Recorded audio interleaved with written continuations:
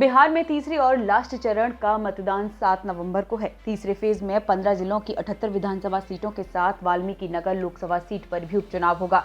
तीसरे चरण में 2,35,54,071 मतदाता हैं।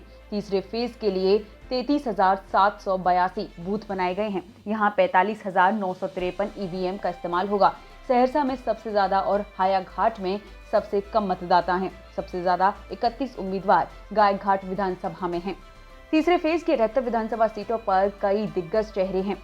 इनमें नीतीश कुमार की कैबिनेट के मंत्री, पार्टियों के अध्यक्ष और नेताओं के बेटा बेटी रिश्तेदार शामिल हैं। जेडीयू के 8 मंत्री इसी फेज में चुनाव लड़ रहे हैं। वहीं शरद यादव की बेटी सुहासिनी यादव, जन अधिकार पार्टी के चीफ पप्पू यादव भी शामिल हैं।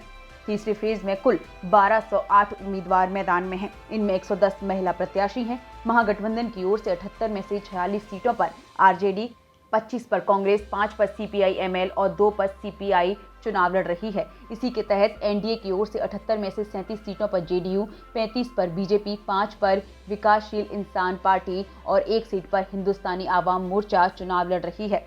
इसके अलावा एलजेपी के 42, बसपा के 19, आरएलएसपी और एआईएमआईएम का गठबंधन भी सभी 78 सीटों पर चुनाव लड़ रहा है। पप्पू यादव का गठबंधन और प्लूरल्स पार्टी भी कई सीटों पर मैदान में है। एनडीए के लिहाज से तीसरा चरण काफी महत्वपूर्ण है। इस फेज की 78 में से 44 सीटें फिलहाल बीजेपी और जेडीयू के कब्जे में हैं। मजेदार बात यह है कि पिछली बार जेडीयू से अलग होने के बावजूद बीजेपी ने 19 सीटें जीत ली थी। इस बार बीजेपी जेडीयू के साथ होने से इस फेज में एनडीए ताकतवर है। तीसरे फेज में ब्राह्मण, मुस्लिम और यादव मतदाता निर्णायक हैं।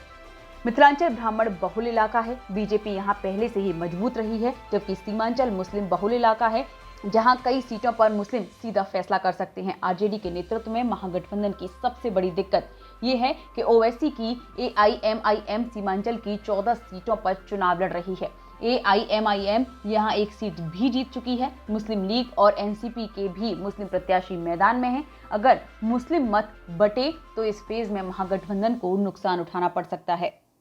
कैसा लगा ये वीडियो हमें कमेंट सेक्शन में ज़रूर बताएं और अगर ये वीडियो पसंद आया हो तो इसे लाइक और शेयर भी करें और हमारे channel Asia net news Hindi को सब्सक्राइब करना ना भूलें और इसके नोटिफिकेशन पाने के लिए बेल आइकन को ज़रूर दबाएं।